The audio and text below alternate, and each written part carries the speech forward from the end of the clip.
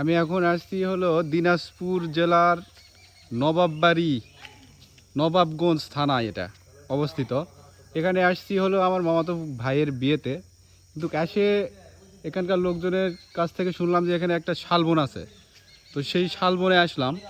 এসে শালবনটা অনেক সুন্দর, আসলে অনেক পরিষ্কার এবং শালবনটা অনেক সুন্দর, যেটা আপনাদের দেখাচ্ছি, দেখতে পাচ্ছেন।